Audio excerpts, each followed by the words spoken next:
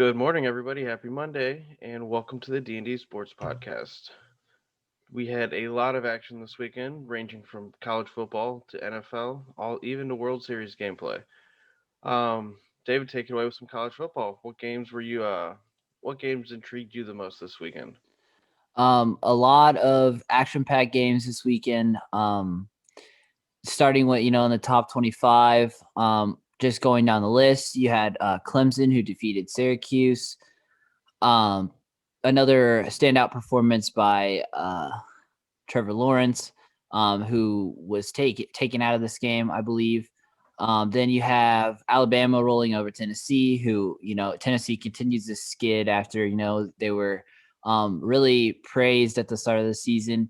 Notre Dame must have watched our podcast because we talked bad about them, and then they had a statement win against Pitt, and kind of one of the shocking games. And by shocking, I mean I thought Ohio State would have a little bit of rust coming into the season, but they kind of dominated Nebraska. Wasn't really even close at all. Justin Fields missed one pass all game, going 20 for 21 for 276.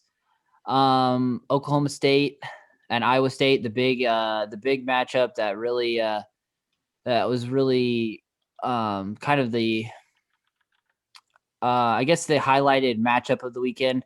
Um, I mean, came down to the wire. Iowa State recovered an onside kick, but Oklahoma State had called a timeout, and so they had to re-kick it. And when they re-kicked it, Oklahoma State recovered. The upset that I predicted this week, Indiana did defeat Penn State on a very questionable, controversial 2-point conversion where the ball kind of hit out of bounds and the pylon at the same time. Um, which we'll talk about that more here in just a second. But continuing the rundown of top 25, my Mustangs from SMU, they hit a snag in their campaign for the playoffs this week against Cincinnati. Cincinnati kind of dominated that whole game. Um, it kind of just started to fall apart for them right before halftime. They kind of let like 30 to 40 seconds run off the clock when they could have been running plays, and it ultimately crumbled in the second half for them. Miami beat Virginia barely. I apologize for knocking Virginia and telling them they didn't have a chance.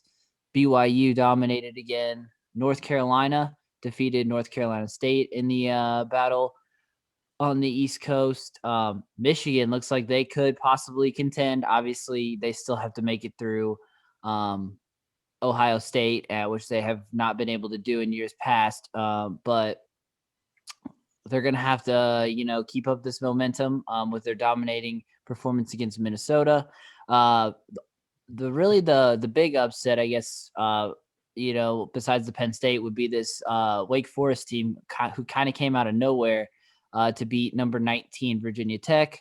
You got Kansas State finding a way, obviously, to beat Kansas, who's really struggling this season. They finally got Les Miles back, though, so their record should be improving here in the near future. Marshall won, and the boys from Coastal Carolina took care of business, 28-14 over Georgia Southern. So that kind of rounds out the top 25. A few games of interest outside the top 25 that we need to mention. Oklahoma continues winning in their quest to get back into the ranks, defeating TCU. Texas beat Baylor, and Baylor's return to conference play. A couple of other scores of interest would be Florida State, kind of the wheels falling off in Tallahassee, losing to Louisville 48-16. And then the last one that I wanted to mention of kind of interest, Georgia Tech did lose to Boston College 48-27. But anyway, kind of getting back to the bigger games in these top 25 matchups. I wanted to talk about this Penn State Indiana game and how kind of the wheels just fell off of Penn State ultimately. So no knack to their offense. Their offense, really showed up. Their defense is all ultimately let them down in the end. But I just want to talk to you a little bit about this, because we're going to bring it up again later on in the show. But this poor clock management by teams, whether that be leaving too much time on the clock, not giving themselves enough time on the clock. Um, it's just something that I feel like has been preached, and like even in the high school ranks of just with the players, the coaches, everything. I just was curious what your thoughts were on the poor clock management as a whole this whole weekend, because we'll talk about this too in the NFL ranks. Yeah, there was a couple NFL games that I was watching yesterday that I was just like, why would you do that with this much? But regardless, it's becoming a bigger apparent in the sports world about clock management across all major sports, and it's weird to think that coming down to these finals, these most important parts of these games, that you're not fully thinking through all of your options. You're either rushing to get something done or you're forcing it. Um, in the case with Indiana, they were given too much time and they were able to just take it all the way down essentially and pull it out for the win. There's too many mental mistakes going on with coaches and trying to force things when they don't need to be forced and calling plays that basically will be turning into gambles for jobs later on when they look back on this season. Yeah, and specifically for this Penn State game, specifically talking the two games that I'm going to highlight, obviously will it translates to the professional level when we get to that later on in the show. But specifically in this game, the play that ultimately cost them the game was the Devin Ford touchdown run for Penn State with a minute 42 to go. He had a wide open lane. Indiana was basically letting him score, and rather than falling down on like the 5 yard line after he picked up the first down, he continued to stumble in, and he kind of realized about as he stepped in that he should have fell down, and you could see it in his face that he had made a mistake. So this one doesn't necessarily fall on the coaches, but this is kind of just that heads up play, like, oh my, we don't want to score with that much time, with it only being an with them scoring and kicking an extra point. It was 8 point game ultimately. That then it kind of falls on your defense. Your defense needs to make a stop. They were unable to. Goes to overtime. They go for one. I as a fan was yelling into my TV. I was telling them to go for two, because if you look at this game overall, I mean, okay, so we'll just compare some stats here. 488 yards of offense for Penn State, 211 for Indiana. Um, you have three Penn State turnovers that ultimately cost them a lot. Um, Specifically, towards the end of the second quarter, where they had I believe it was a fumble, I think it was a fumble, and it gave them a really, really short field to work with. Um, then you have first downs, 27 for Penn State, 16 for Indiana. So it was only a matter of time before Penn State really just put the hammer down and finished this game off. So, even myself as a fan was telling them to go for two in overtime, and they just, called the right play. Ultimately, that last second play kind of, I mean, if it was called not a conversion on the field, I don't think there was enough to change it. Just like they didn't change it because there wasn't enough to overturn it when they called it a conversion. So I think it's just one of those toss up, plays that really ultimately cost Penn State the game. But I think Penn State kind of, their defense collapsed when they really needed to step up, and it just ultimately is one of those games where you look back on their season and they could run the table, but now instead of having all the confidence of the world coming out with a overtime victory or even just a regulation victory going into Ohio State, now you're going into Ohio State after a demoralizing loss. This is only the second win in Indiana's program history over Penn State since they joined the Big Ten. So it's got to be demoralizing. They're going to have to regroup. One bright spot is that Sam Clifford has been running the ball, Sean Clifford has been running the ball as well as throwing the ball efficiently, excluding the two interceptions. But other than that, I mean, it's pretty demoralizing loss if you're a Penn State fan.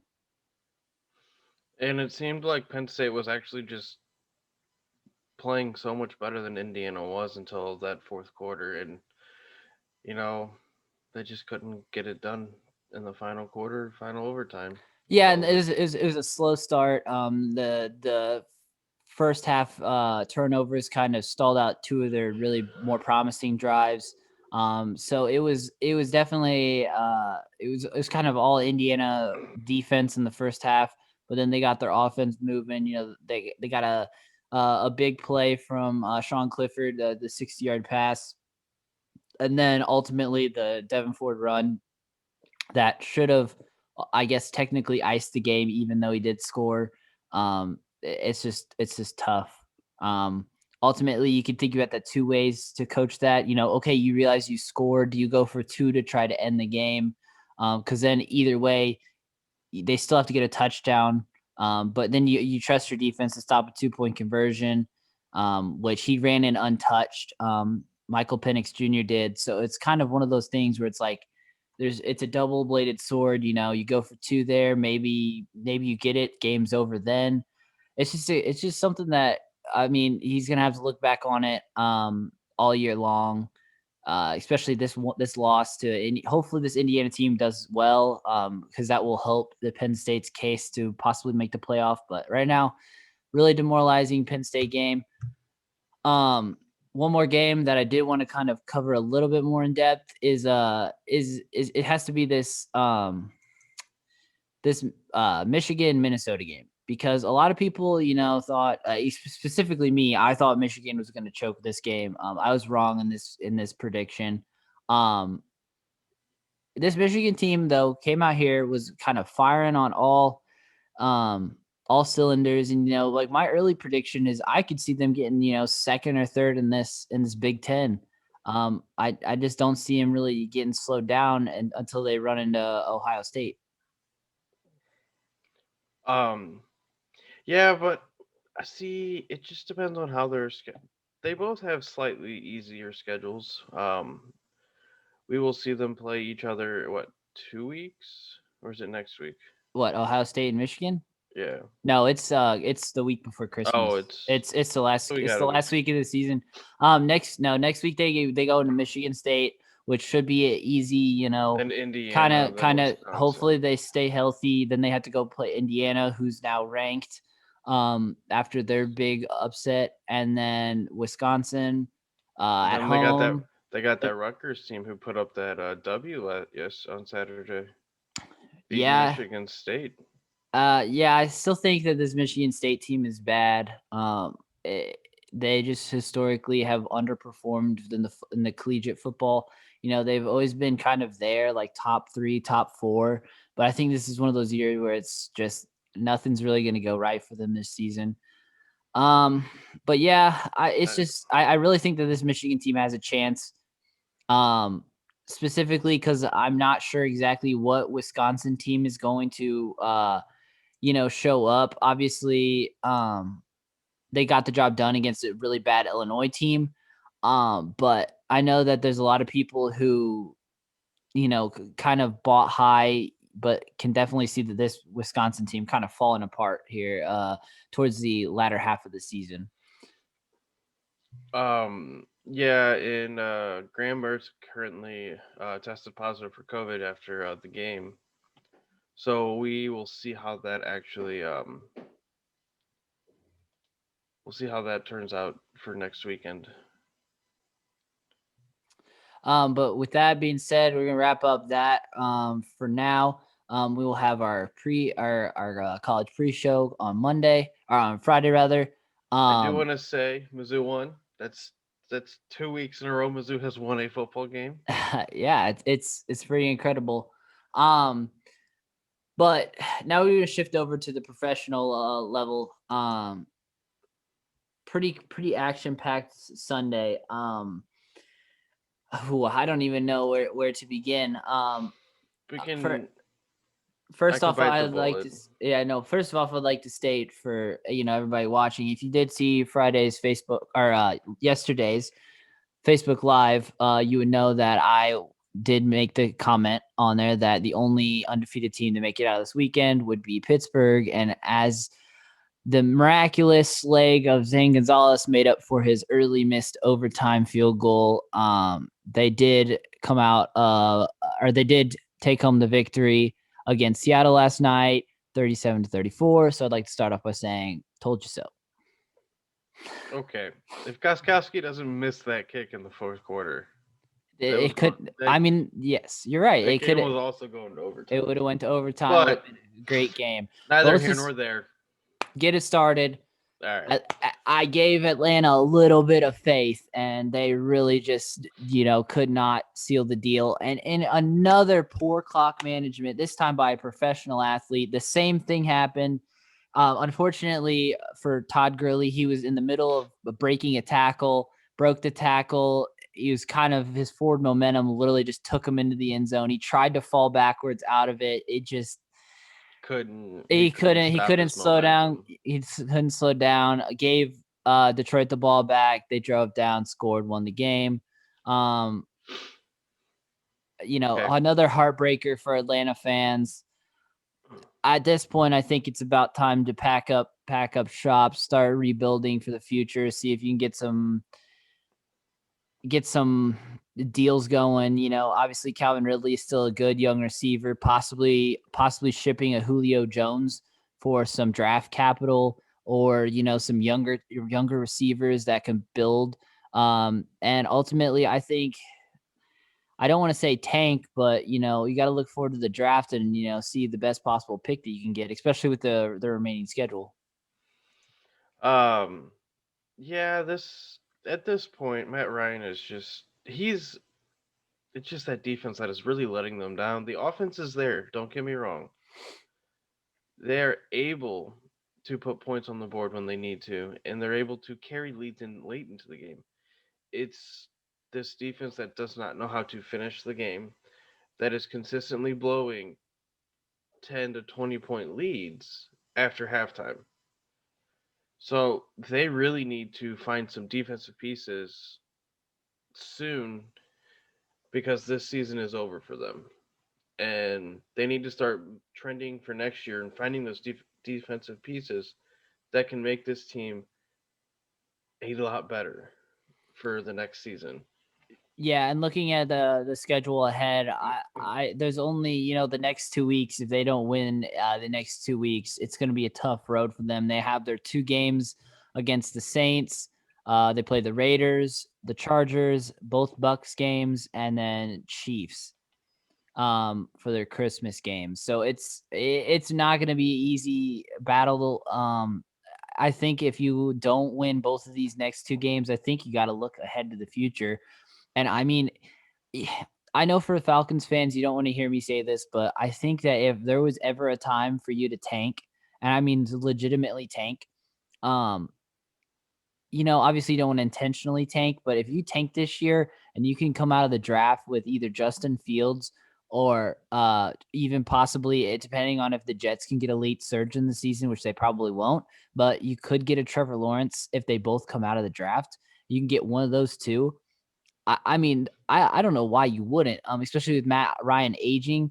Obviously, you don't want to have to draft a quarterback when you need it. We've seen that in the past. When Sam Darnold got drafted, unfortunately, his career really hasn't taken off. But then you have Josh Allen, Lamar Jackson, who sat behind a starter for a year or two, and then got to get given the reins. They have seen success. And so I think that if you're the Falcons, you look ahead to the future, you draft a quarterback. This year in the draft, and I think that you just keep moving forward. But I think that this season is kind of a wash, especially if you lose to the Panthers. Um, Even though they are going to Carolina, I think that this Falcons team is really going to need to figure things out, and we'll talk about that more on Sunday. But just wanted to mention, just the fan for the fans. I feel for you. Yeah, but moving on to another stinker of a game for at least one team is that Dallas Cowboys Washington football team game, where once again Dallas has felt the presence of a quarterback get injured, and what a hit Andy Dalton took to be knocked out of the game to bring in. a brand new quarterback that is a rookie, I believe, drafted out of JMU, Ben DiNucci. Well, Who? Go ahead. no, no, keep going. You can explain it. This is your game, buddy. Yeah. So Ben DiNucci is a first round draft pick out of JMU. Um, James and Madison, Division 1A school for those of you who do not know. fair enough.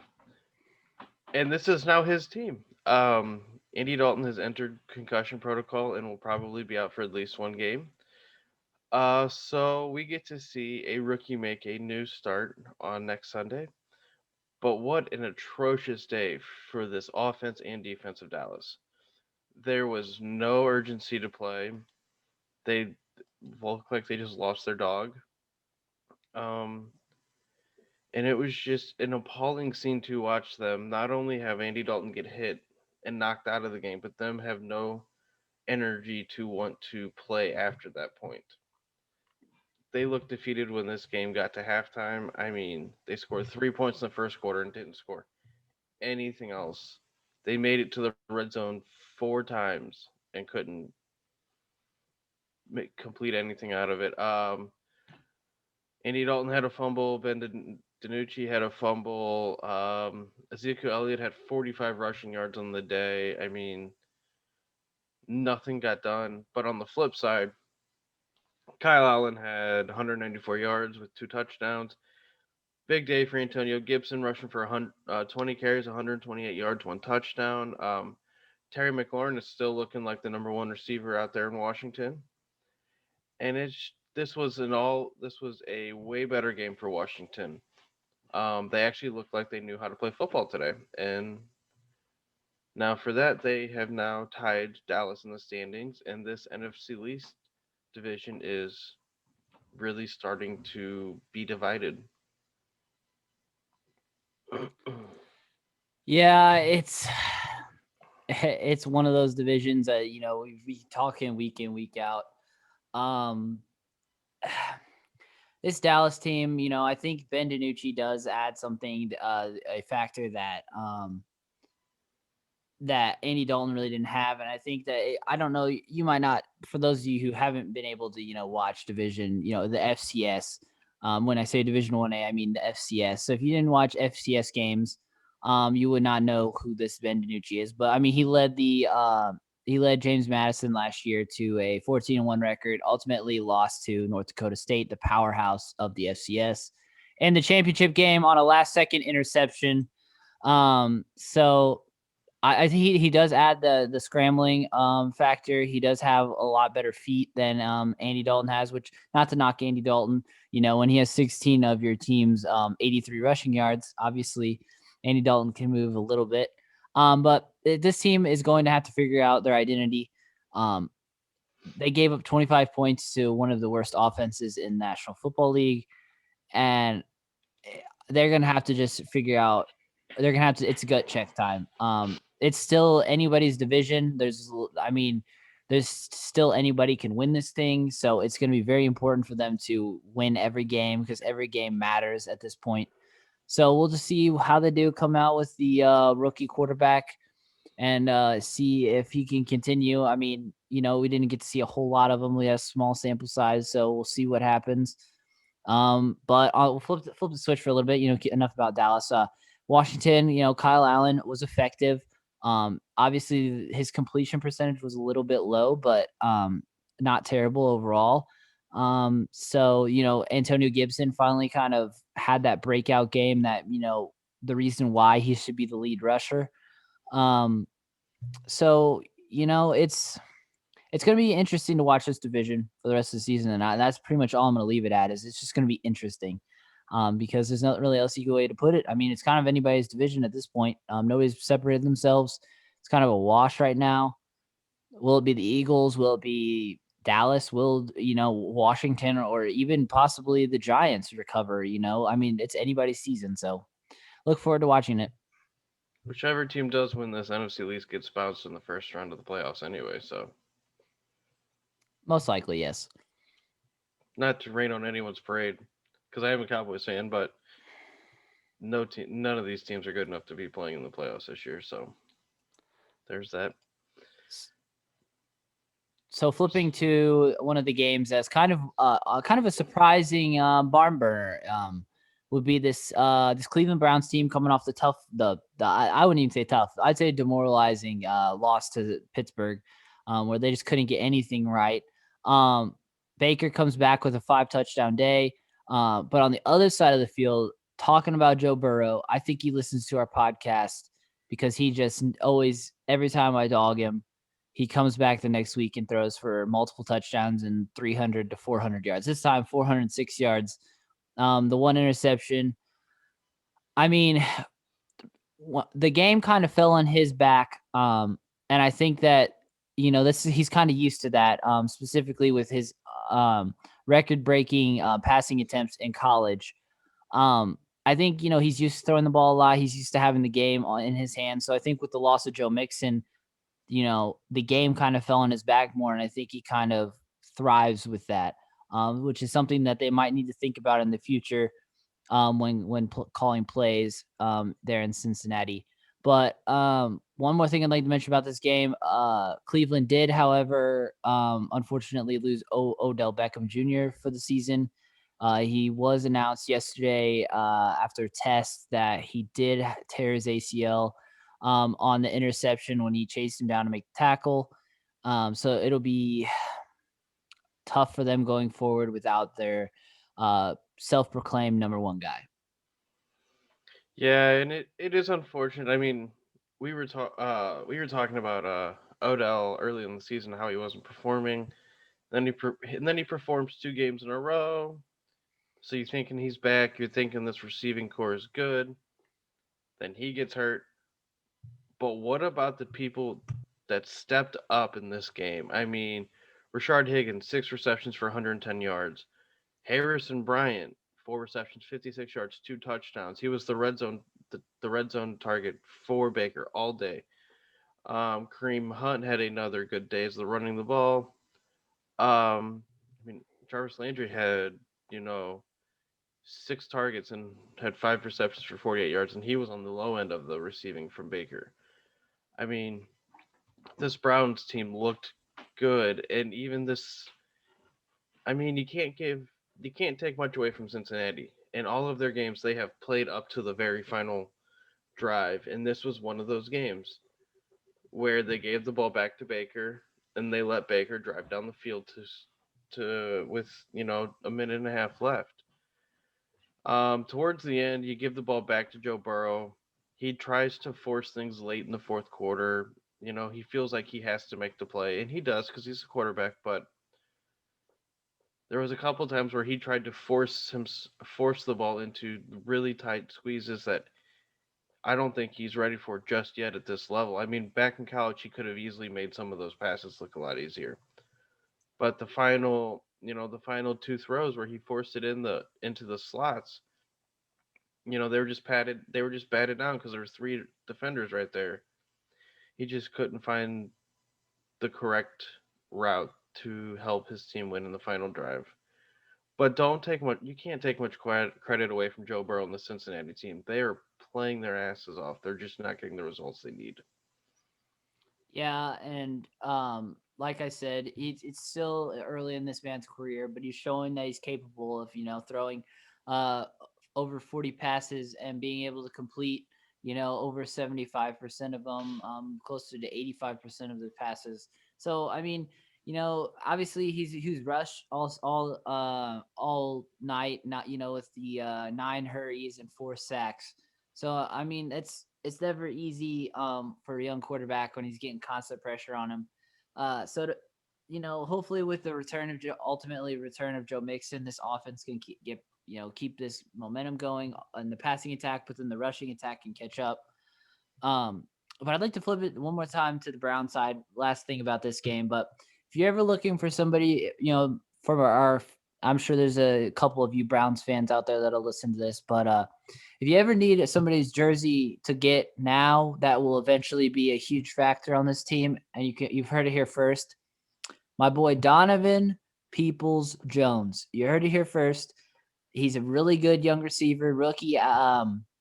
I believe he was a 6th-round draft pick this year for the Browns. He's a really he's not really super tall, but he's a lanky receiver who's is going to get you the yards after catch. So somebody to look forward to, and even maybe in the upcoming weeks with the loss of Odell, maybe even flex position on your fantasy team. But Donovan Peoples Jones, And what a name the man has. I know. Talk about getting that on the back of a jersey. I wonder how much that cost.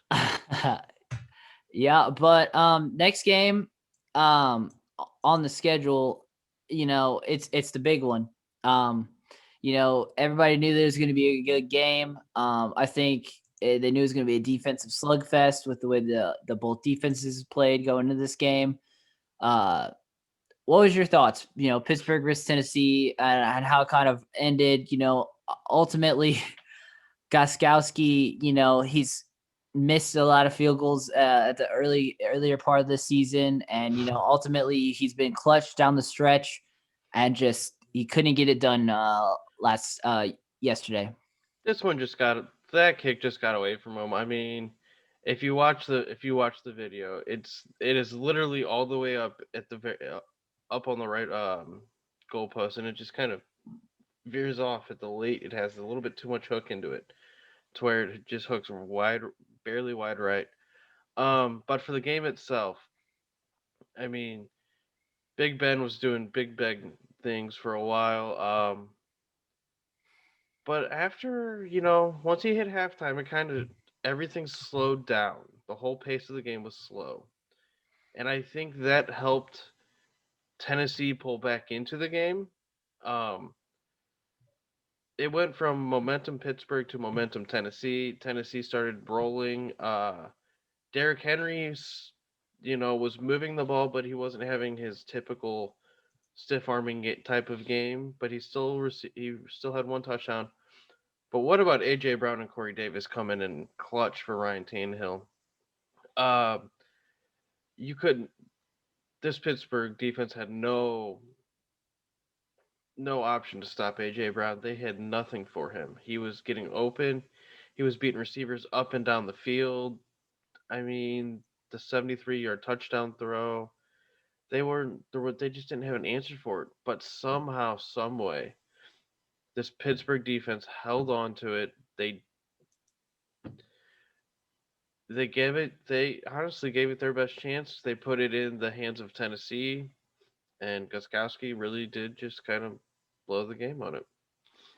Yeah, and I think that just really this game kind of came down to two key drives, and I'm going to mention both of them. So ultimately, the Tennessee defense got a huge interception that it was deep in Pittsburgh territory, I believe at the 30-yard line, late into the third quarter, and unfortunately, they were unable to get any positive yards. They lost 3 yards on the drive, and that resulted in a field goal. Um, when you get the ball deep in your opponent's territory, you got to be able to score. I know they got points, but you got to be able to score, especially starting at the 30. And then the next drive would be the Steelers on the flip of the script. The Steelers, that late drive that they had where Big Ben made the really bad mistake of trying to force the ball to Juju Smith Schuster down the middle. That got picked off. If they don't throw that, if he doesn't force that there, obviously it was third down, so they would have kicked a field goal. But, it puts a lot more pressure on them. That field goal, even if it goes in, they wouldn't be able to attempt that field goal. They'd have to push the ball down. Chances are they make a mistake, throw an interception. So I think that both teams, really struggled down the stretch. Um, ultimately in key drives that ultimately led to this game being a missed field goal away from being an overtime game, which I know that I would love to see these two teams go off in overtime. But, it's a gut check win for Pittsburgh. Sometimes it's better to be lucky than good. And, for the Tennessee fans, Goskowski has won you 4 games this year. So you really can't be mad at him for missing one field goal that would have tied it. So, this one just is a gut check win for Pittsburgh. And I mean, both these teams are going to continue trending upwards for most of the season, if not the rest of the season. So this is just a takeaway of two of the Titans in the league already, no pun intended. Um, but just of what could happen, and we could see some playoff football. This is an early preview of what could happen later on in January. Yeah, I could definitely see this being a divisional round matchup. Obviously, um, depending on how the Steelers' rest of the season goes, ultimately, I don't believe them going undefeated. Um, in fact, if you look at their ahead schedule,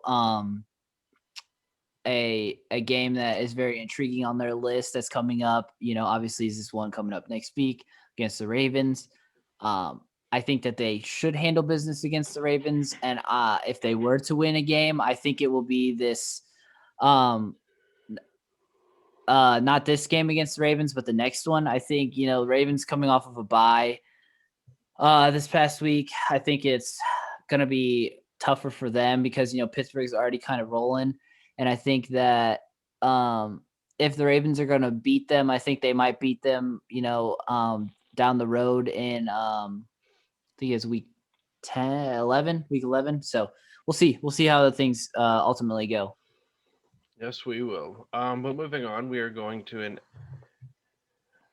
another NFC game, and that is the Saints and Panthers that went on down at the Mercedes-Benz Dome.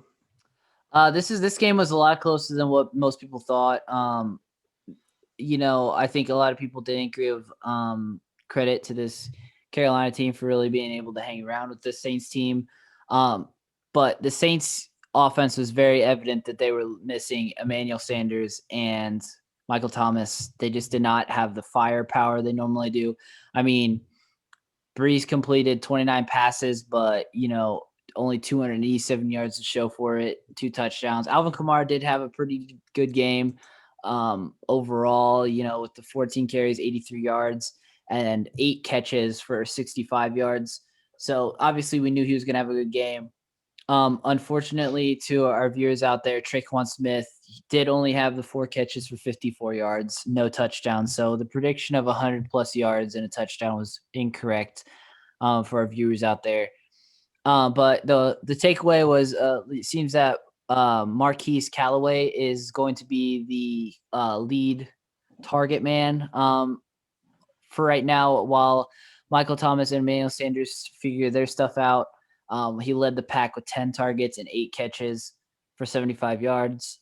So this Saints team is going to have to figure it out offensively. I think it's especially with Tampa seemingly, which we will talk about in a minute, seemingly firing on all cylinders. Still think it's Tampa's division. Yes, I agree with you. But let's talk about Carolina for a second. Teddy Bridgewater has been playing a little bit better as the season has been going on. He started off a little rocky, um, but he also had Christian McCaffrey on his side, so he could do that. Now that we're seeing, when we first saw Mike Davis come replace McCaffrey, we saw him act like McCaffrey. He was playing well. He was running the ball. He was catching. He was able to get out and open. But now we're seeing that production slow down a lot, and it's starting to affect this Carolina team as a whole because they now do not have that rusher, that consistent 100-yard rusher per game. So now it is being Teddy Bridgewater is being heavily relied on, and he's making his case. DJ Moore 4 reception, 93 yards, 2 touchdowns. Robbie Anderson 6 receptions, 74 yards, and so on. But with McCaffrey being able to come back, I believe this week or next week, depending on how the I believe he's Carolina. slated. I believe he's slated for week 9. Okay, because I know this week's a short week for Carolina, so I'm not sure if they're gonna just give him the week off. And But do he's you gonna have to be 100% in order for him to bring him back. They've already interviewed multiple sources, and so he's gonna have to for sure be 100% because they do not want to risk re-injuring him and hurting his career. right? But do you think this Carolina team needs him to even contend? Oh, I think so. I mean, obviously losing the running dynamic of an offense is terrible. I mean, only 283 total yards of offense, 250 of 4 of those coming through the air. And like you said, obviously DJ Moore stepped up, but that was, his 4 reception, 93-yard, 2 touchdown day was definitely weighted down by a 174-yard where he got behind the safeties of early in the game. So obviously, 74-yard touchdown, that's over 3/4 of those yards and one of those touchdowns. So, it's they're going to take a lot for them to compete in this division. With the crazy NFC playoff picture, there's a lot of people are already slating that the NFC West is going to have all the wild card spots locked up. So they're gonna have to really start showing me something if they want to sneak in as a wild card. Yes, they will. But I think as the season continues, that NFC West division is going to kind of stutter a little bit and not. They're not going to end the season as hot as they are right now. That is my opinion on that whole division as a whole. And we'll talk about that when we get into a couple games later on. But what about Tyler Bass? Please tell me about some Tyler Bass. Well, so a very stressful day if you're a Bills fan. Ultimately, Tyler Bass started off the night shanking a really easy 41-yard field goal. And I kind of knew that this game was going to be one of those games where it's going to be a gut check game where it shouldn't even be close, but it's going to be close. And, going down 10-0, I was a little worried, but I wasn't worried because I know that we're a decent enough team to where we're going to figure things out. But Tyler Bass, came to the rescue. He figured it out. He fixed whatever he needed to fix. Cole Beasley stepped up this game, with Stephon Diggs getting a majority of the attention. And he was ultimately able to catch 11 of his 12 targets.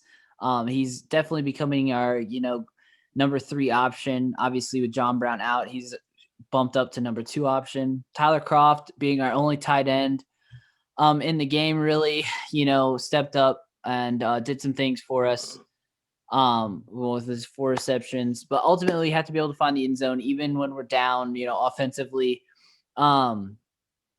Zach Moss kind of emerged himself, I think, as possibly our lead running back candidate with Devin Singletary coming in for the passing game. With his 7 carries for 47 yards. I think we're starting to get him more involved. He is coming off the injury still. So I think that, a win's a win. We escaped there with, for the most part, not too many injuries. Our defense did hold them to 10 points. They really seemed to dial it in. I know the return of Matt Milano and a healthy Tre'Davious White really helped. It also helped that we got, I believe we had 6 sacks in the game, which is a lot more than we've had in the last few weeks. So I think that ultimately it's something we can build off of, even though the offense has kind of been the story in the first few weeks. Defense is, caught up. Obviously, it's a bad Jets team, but still have to shore up that run defense and look to Buffalo to be a big buyer at the trade deadline for specifically the running back position as well as the cornerback position. Yeah, and Josh Allen has really kind of come back down to earth after his playing out of his mind for the first couple games, but I still think if he gets back on track, he was still a top top tier MVP candidate as of now. Um, and then yeah, like you said, Cole Beasley helped play tremendous role in getting the ball moved to help Tyler Bass get those field goals. I mean, a win's a win, like you said. You move into the next week 5-2, you get to get away from this game, figure out what went wrong, and just put it behind you. That's all you can really say at this point. Yeah, and you mentioned, it's like him kind of tapering off. It ultimately, obviously the offense always falls on the quarterback, and them not being able to put up points in terms of touchdowns falls on the quarterback. But he did finish with over 300 yards. With them kind of mediocre days from Ryan Tannehill, Aaron Rodgers, and then I mean, Russell Wilson had a good day, but those three costly interceptions kind of weighed his performance down a little bit. So, he is still in the MVP race. Kyler Murray kind of is a name that's a dark horse candidate. He struggled for like 2 to 3 weeks though, where he was playing not real good football. So I think that ultimately, you could put him probably in your top five in terms of um, potential MVP race. I mean, you got the Aaron Rodgers, the Russell Wilsons, and then you have Ryan Tannehill, and then I would put him probably at number 4 right now. And there's still early season; he's got plenty of time left. Yeah. But moving on, we have a 5-1 Packers team playing a 1-6 Texans team. Yeah, we knew that how this game was going to go. Aaron Rodgers played pissed off the whole game. Specifically, I would like to say that the Packers played pissed off. Ultimately, with the very first run by Jamal Williams, where he basically ripped his helmet, or he had his helmet ripped off, and he just basically was jamming out to some heavy metal music and shaking his head. And I think that was ultimately the statement at the start of the game that they were going to destroy him. Devontae Adams finally had that number one receiver game that we've been waiting for him to have. It was a dominant performance. We knew how it was going to go. The defense kind of made it, kind of let up in the fourth quarter, and it was a lot closer than what it probably should have been. But Aaron Rodgers, obviously, you could tell if you listened to him on the Pat McAfee show on Tuesday that he was pissed off and that he was going to, basically, he was going to do exactly what he did, and he was very efficient. 4 touchdowns, put the team on his back with a lack of Aaron Jones, and they dominated. There's nothing really else to be said about this. This Houston team is struggling. Um, it ultimately falls on the fact that they really don't have a leader right now. Romeo Cromwell stepping up in the absence of their coach, but at this point, they're kind of just playing for their jobs. Right. And kudos to Jamal Williams for coming into the game and stepping up. 19 carries, 77 yards, and a touchdown. Um, it's always good when you can have a backup come in and do that for you while honestly, one of the best rushers in the league is sitting out due to an injury. Devontae Adams. I'm still upset that he had such a great game because I'm playing him in fantasy this week, but just all around, Packers got back to what they were good at, and that is just move the ball with a high tempo. And this defense was locked down for a while, and yeah, they let their foot off the gas a little bit, but they knew that they needed, they got it done when they needed to, and that's what mattered. So Yep, dominant performance. It really is kind of setting up for this really intriguing matchup with them and the reigning NFC champion 49ers here in 2 weeks. Obviously, they have to make it through the Vikings first, but it is going to be interesting to see those two teams going up against each other because this 49ers team is coming off what some are saying a surprising dominant performance against the Patriots. Even though I'm pretty sure we were both kind of under the impression that um, this 49ers team is kind of clicking. It's starting to figure it out. They at first, they relied heavily on their defense, but they're starting to figure things out now. um, and with that dominant performance, it wasn't even a Jimmy G dominant performance. It was a Jeff Wilson dominant performance. Um, the way he was able to run the ball made it to where Jimmy didn't have to throw the ball, but Jimmy went 20 for 25, 277 with 2 interceptions, no touchdowns. Meanwhile, his running back had 112 yards with 3 touchdowns. He literally carried the team. Yep, and the only touchdown that he did not account for was the Kyle Pick Juicy six. Juice 4-yard run. There wasn't a pick six. I thought there were, oh, No, tripping. nope. It was the Kyle Juicy Juice's fullback dive for the touchdown in the second quarter. So other than that, Jeff Wilson did basically put the team on his back, carried him, especially against a, historically good New England rush defense. But with that being said, 49ers, if they can get this ground game or they can keep this ground game going, it's less for Jimmy G to have to worry about. So, but let's flip the script. Let's talk about it. The man that many proclaimed was going to be the heir to the Patriots dynasty and was going to start it all over, Cam Newton, benched after a 9-15 day with 3 interceptions. Yeah, he just did not look good this game. I mean, he struggled. He couldn't. It looks like he wasn't able to find the routes. He couldn't see over that defensive line. He was getting pressured constantly. I mean, he was only sacked once, but he was hurried up a lot.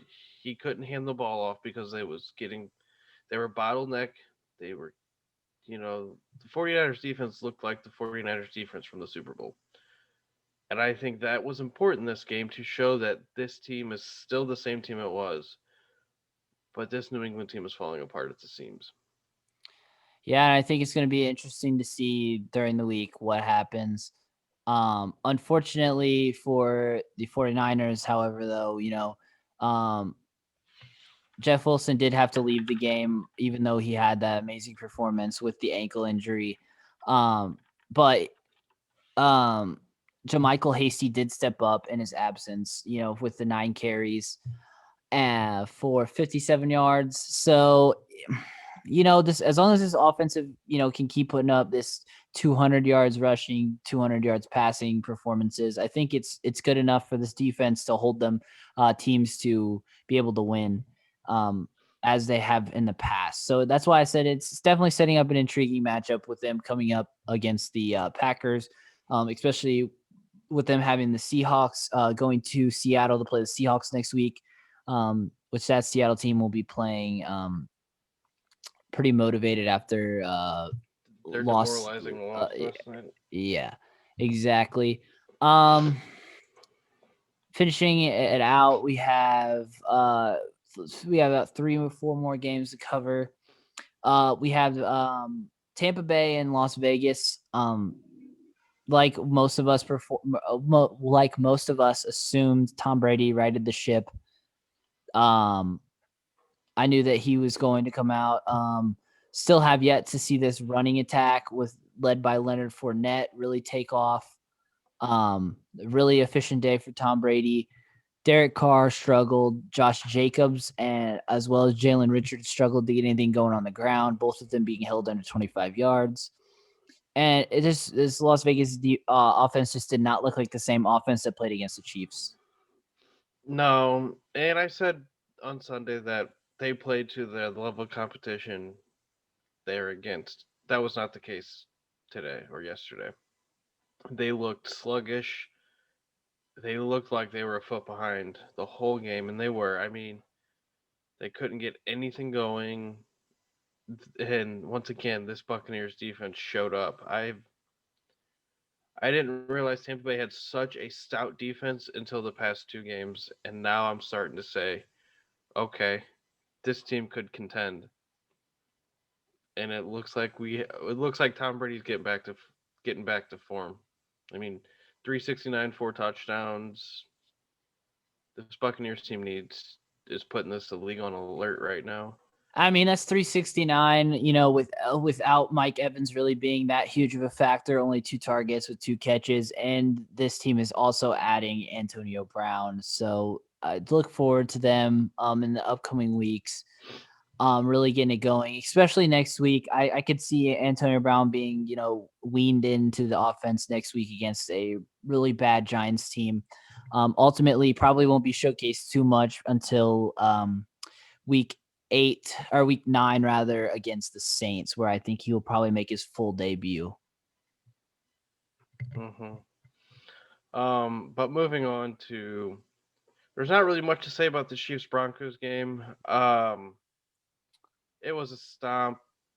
Patrick Well, Mahomes was out, and I think he was out during the third quarter. yeah, and I Uh, mean once Drew Lock threw the first pick six, It was just kind of over at that point.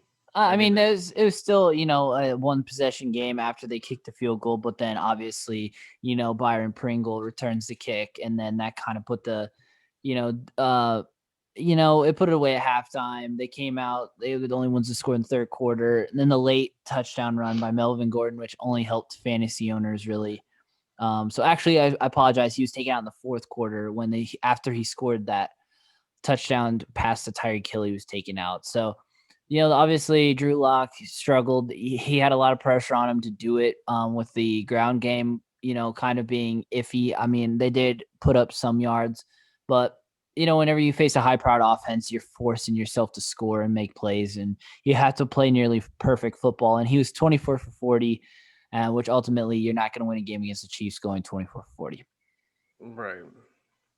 But I mean, look for the Broncos to play spoiler later on in the season. I think they do have the team that can keep up with certain teams' offense, but this Chiefs team is just too good right now. So don't take too much away from Denver. I think they'll contend a little bit.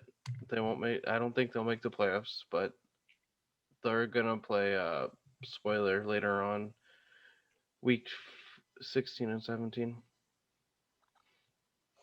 Um, Moving on to the game that was I think it was like it was on the Pro Football Show. This was the Who Cares game of the week. Jacksonville at LA, and the Chargers found a way to win.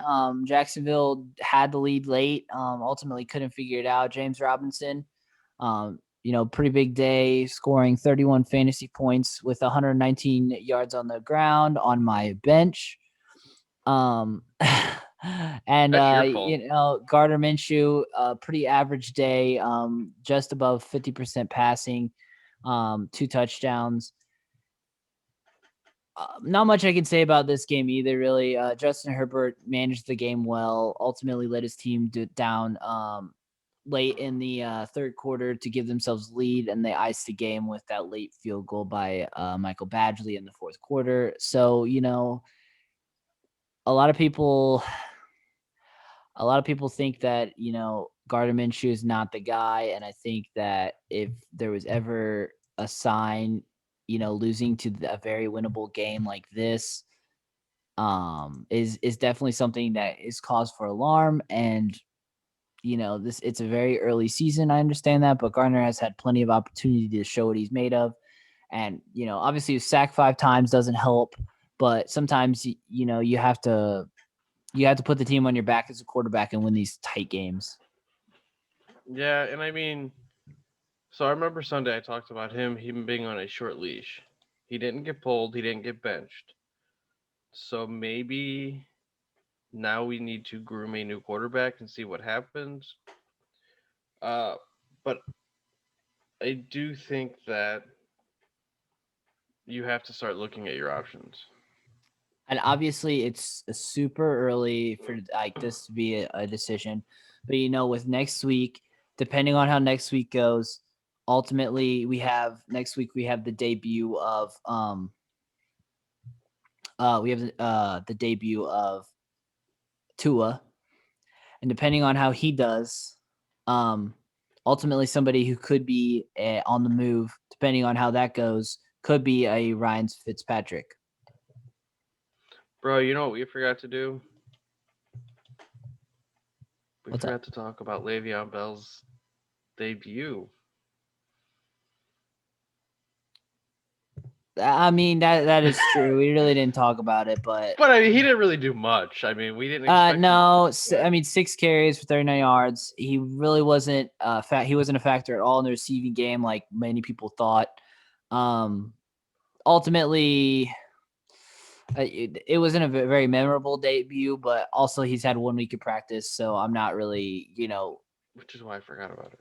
looking towards the future. Obviously, he could be um, a huge factor in the future, but for now, in the short, like I said, their defense and special teams kind of took care of this game. So a lot of the backups got a chance to do their thing early in this game in order to make sure that everybody stayed healthy. This last game, though, What a game it was last night. man, it was on the. I was on the edge of my seat the whole night. I kept flipping between that and the World Series, and Don't get me man, started on that World Series yet. yeah, and I mean, talk about having a game. First of all, shout out to a Mr. Tyler Lockett for putting on a show. Let me tell you. And by show I mean 53 fantasy points. I mean, 15 receptions, 200 yards, 2 touchdowns, or excuse me, 3 touchdowns. I mean, it really doesn't get much better than that. No, but what's hilarious is if you look at the targets by all the Seattle receivers, there is a 15 target gap between Tyler Lockett and DK Metcalf, which is very surprising for this team considering Russell Wilson and DK Metcalf's chemistry is unbelievable. But other than that, Chris Carson got hurt. Carlos Hyde, I believe, also went down with injury. Or did I miss that up as well? No, Carlos Hyde was still in the game at the end. Okay. I know Um, Chris Carson went down with an injury. Um, and they had David Moore came out and did a play. But so what about Russell Wilson being able to throw 3 interceptions but still keep the game as close as it was? How that's so with him, he did throw one interception late that ultimately should have given the Arizona Cardinals a chance to get back in the game when they were down by 10 late in the fourth quarter. But, what we talk about DK Metcalf making one of the plays of the century, tracking down Buda Baker. And ultimately, the Cardinals got 0 points out of that drive. They were unable to score, going for it on fourth down and turning the ball over, as well as throwing the late interception that ultimately cost them the game. In overtime, with about 2 minutes to go, throwing a poor decision, which credit Isaiah Simmons, the rookie, that hasn't gotten a lot of coverage because he hasn't done anything of note, but huge play by the rookie in his young career, giving his team the chance to win it. And Zane Gonzalez isn't going to miss 2 40-yard field goals. So it was a really entertaining game, kept me on the edge of my seat. Also, I did predict this happening. I didn't think it was going to be this close, nor I thought that they were going to win it at the end of regulation.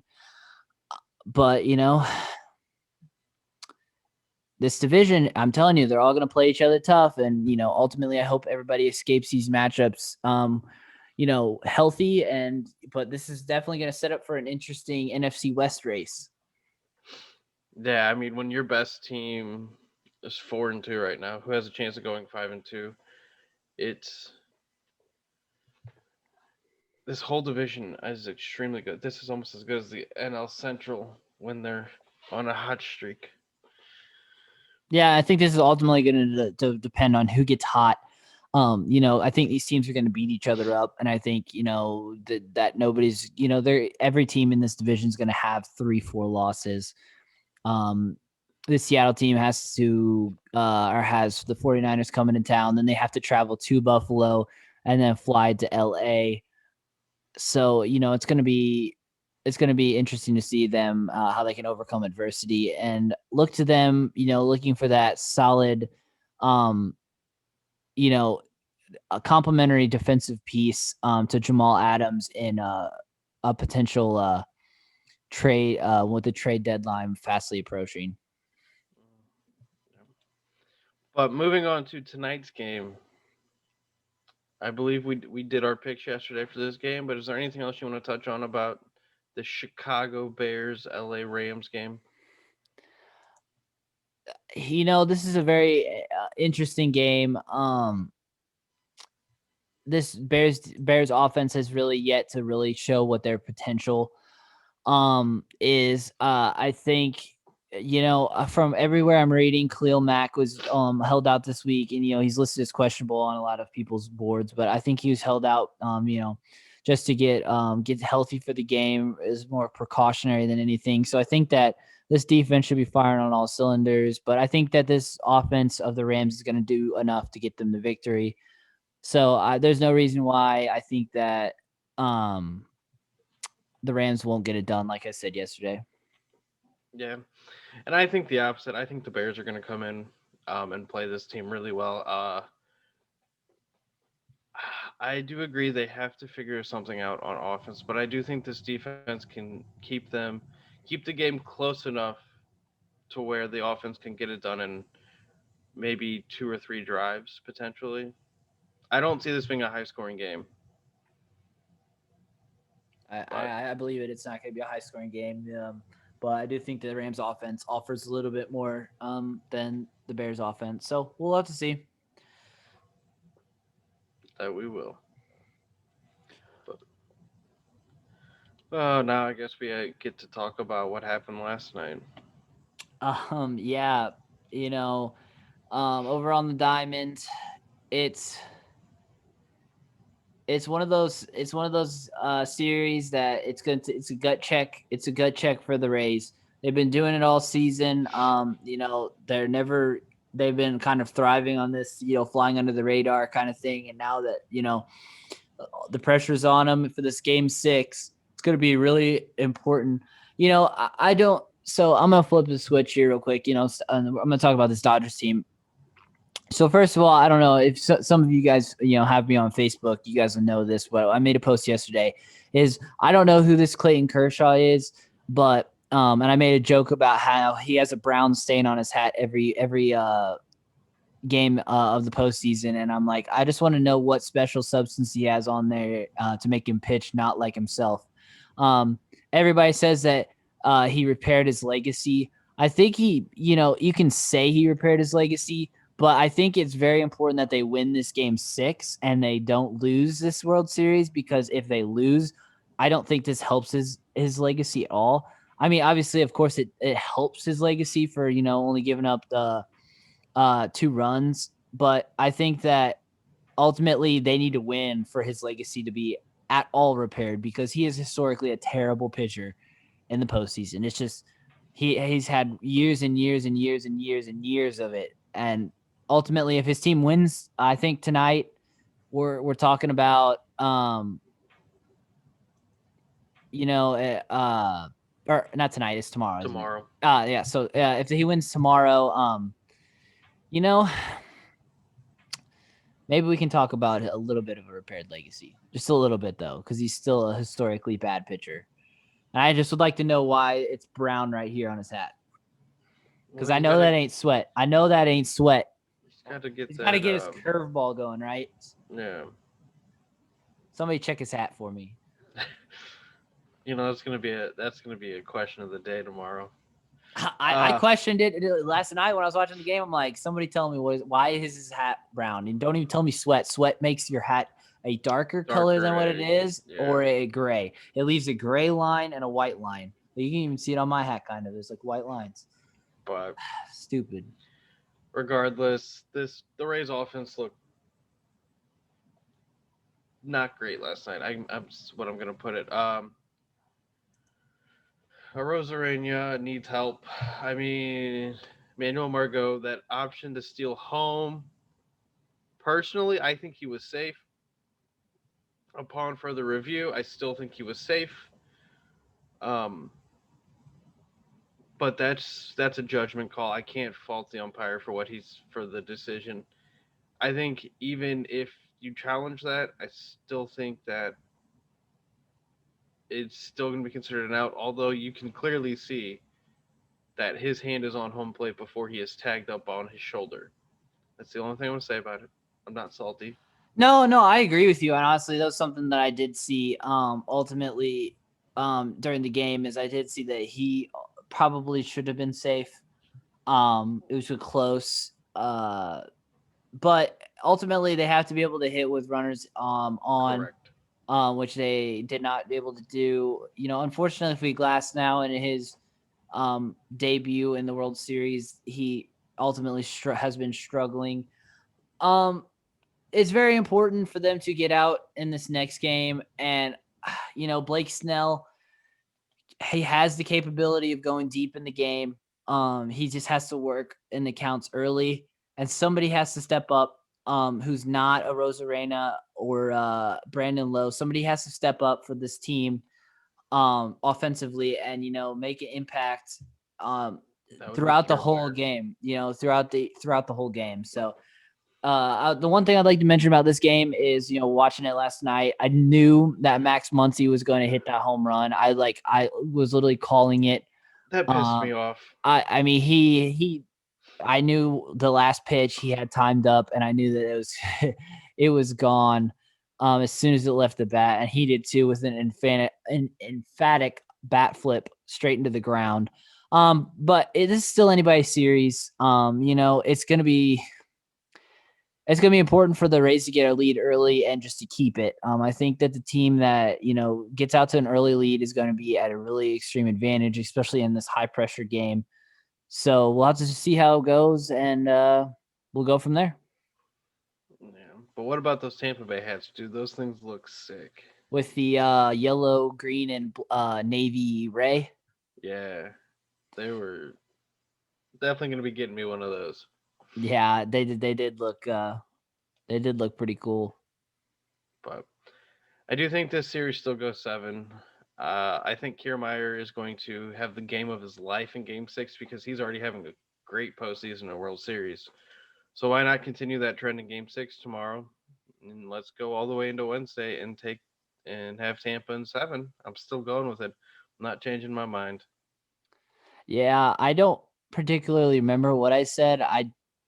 I'm thinking I said the Dodgers in 6, but I will have to go back and watch our past episode where we made that prediction. But it's going to be one of those games where it's going to come down to the wire. I don't think either team's going to run away tomorrow. I don't think it's going to be a beatdown. Although excluding the third inning, I think that this game was or this past game was quite a bit of a beatdown for specifically the Dodgers. The Dodgers really just controlled the whole game. They knew what they were doing. But with that being said, go Rays. I'll say Let's that. go. That's all we need. I'll say that for sure, because as much as And it'll be one of the first times a team has won two world championships and might have a chance to win a third if Tampa wins the World Series. really. Tampa Bay Lightning won the Stanley Cup. If the Rays win the World Series and the Buccaneers win the Super Bowl, that's 3 out of 4 major sports. In which case, you could then attribute that Florida won all the championships if Miami would have beat LA. That is quite quite incredible. Now that you think about it, it's like, wow, I did not actually know that.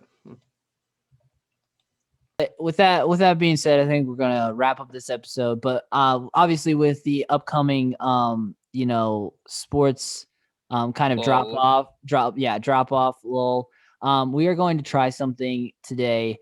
We're going to try to incorporate some more fun sports themed games, as you saw with like our Friday our new weekly Friday trivia that's starting up.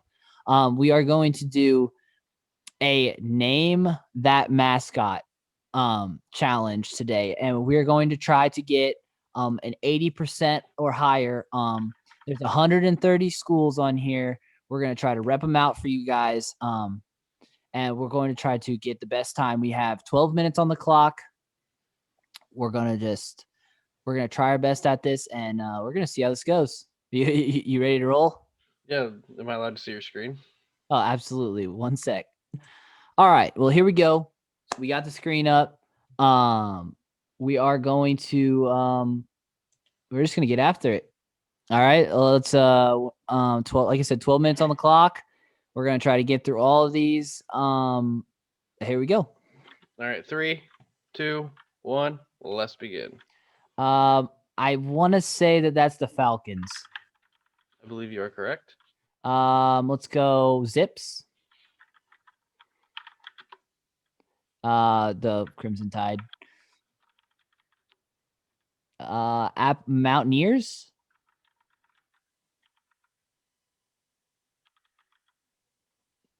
Wildcats. It's more about spelling too. They Sun are Devils, the Sun Devils. Yes. Arkansas Razorbacks. Razors. Razorbacks. Yeah. Yep. Arkansas State Wolves. Oh, They're the Red Wolves, Red aren't they? Wolves. Yes. Army Blackjacks. That what? I never did know that was a thing. There's the Jacks. I'm almost they're. Oh God, I thought they were. Oh no, wait, Blackjack is the name of their mascot. That's not their nickname. What is their nickname? I'm not Army, so I don't know. Oh, is it the Black Knights? Oh, okay. Well, there you go. Blackjack, Black Knights. Tigers, I knew how to spell Cardinals, tigers. Wait, what? Cardinals, Bears, Broncos, Eagles? Golden Eagles. Okay, maybe it's just the Eagles. Bowling Green. They're the. Oh my God, I can see it. They're like a hawk of some kind. Can we skip this and move on? Yeah, skip it. Maybe? Moving on. Yeah, the Buffalo Bulls. BYU Cougars. Bears, the Golden Bears. Try the Golden Bears. Mustangs, I believe. No, there's Central Michigan. Ooh, skip it. Cincinnati is Charlotte's next. no, Cincinnati's the Bearcats. I don't know Charlotte. Clemson Tigers. They're I know what their mascot is. Isn't it a pirate or something? I don't know. It could be the Pirates. I don't know. Buccaneers maybe. I don't know.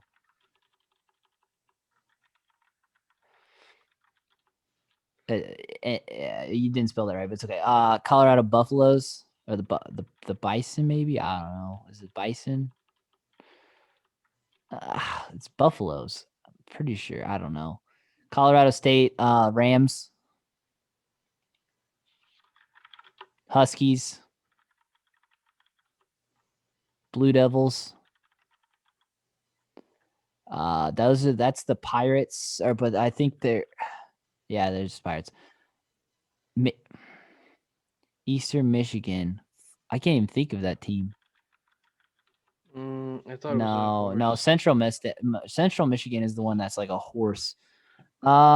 Eastern Michigan. Now skip it. Florida Gators. All we got to do is get an 80, so we just got to keep rolling. Gators. FAU Owls. The FIU Panthers. Florida State Seminoles. Fresno State Bulldogs. Georgia Bulldogs. Weird. Georgia Southern Panthers. Nope. Wildcats. Nope. All right, we'll come back to that one. Wait, no, it's Georgia State, not Jordan. So I think Georgia State is the Panthers, maybe. Okay, Georgia Tech, Hornets, I think. Nope. Oh my God, what are they? They're the Golden Hornets. I don't know. I could have swore they're the what's. All right, yeah, that's Ohio State. That's Ohio State. I'm an idiot. Yeah, go to Hawaii. The Hawaii Rainbow Warriors. Hawaii Rainbow Warriors. Houston Cougars. Wish I could spell today. That would be nice. Fighting Illini. Hoosiers, I thought it was. Oh yeah. Why did I think it was Sooners? Hawkeyes, I'm an idiot. Too tired today. Iowa State Cyclones, Cyclones. Kansas Jayhawks, Jayhawks. Kansas State Wildcats. Wildcats, Golden Eagles,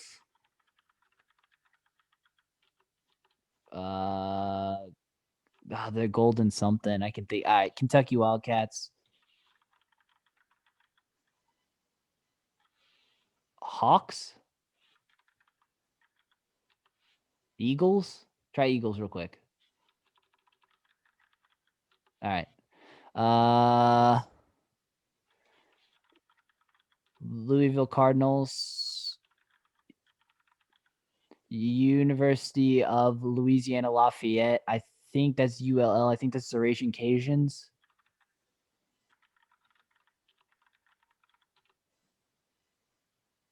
Oh, maybe not. Is that no? Louisiana Tech? No, it's not them. I don't. Is it Ragin or Ragin? I promise I'm not. I'm not. I don't know. We'll have to look that up. I don't know. It's like with the. Yeah, we'll just come back to that. We'll come back to that one if it comes out. Marshall Thundering Herd.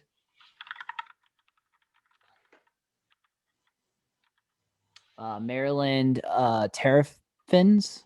Terrapins. E. I think it's E. It's a E, not an A. E? The first one's Oh. a E. Pins. There you go. Massachusetts. UMass is the Patriots. Okay, not the Patriots. Memphis Tigers. Miami Hurricanes. Miami, Ohio Hawks, I think. Hawks, I believe. Yeah. Michigan Wolverines. Michigan State Spartans. Middle Tennessee State. They're like a Pegasus, maybe? I think they're the Pegasus. No? All right. Well, their mascot is a pig. Like, all right. Minnesota Golden Gophers. Mississippi State Bulldogs. You know what I've noticed? Tigers. A lot of these fucking nicknames are still. These their mascot's like a goat, isn't it? I don't know what they are though. The Navy midshipmen. They're the midshipmen, not the goats. Ship. Men. EN? Men. Yeah. Okay. NC State NC Wolfpack. Like who decided these? Nebraska Cornhuskers. Yeah. Like that. The sad part is like I only know most of these because I played mascot football in NCAA 13.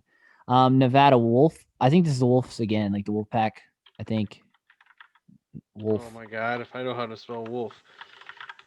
All right. New Mexico. I know New Mexico State is the Lobos. I think. Okay, maybe the other one's the Lobos.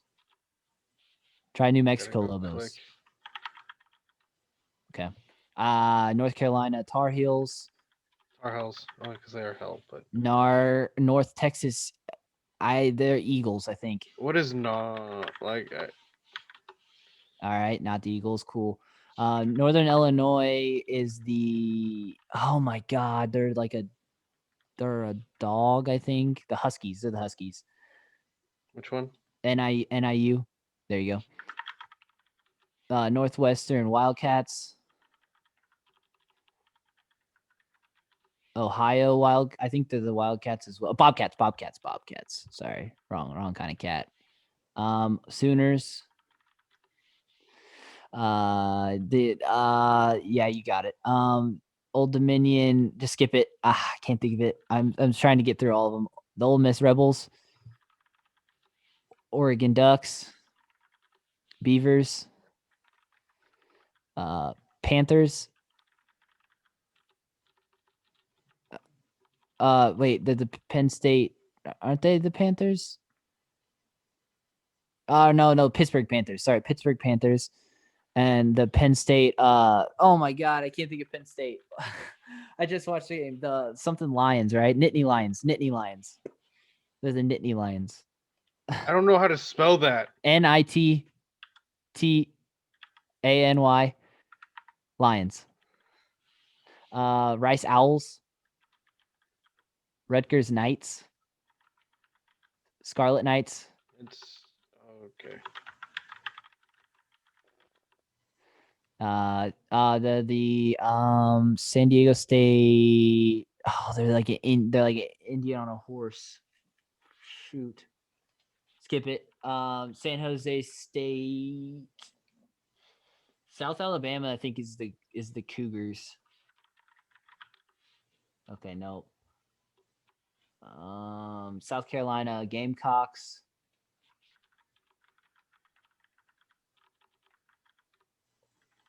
Then you got what? South Florida Bulls.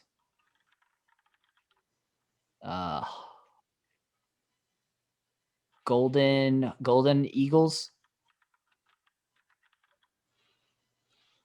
Stanford Cardinals. Syracuse Oranges. It's just orange. TCU Horned Frogs.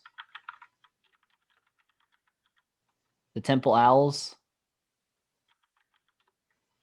Tennessee Volunteers. Texas Longhorns. Texas A&M, Aggies, the Texas State Bobcats, the Texas Tech Red Raiders. Skip down to UCF, the Knights. UCLA Bruins.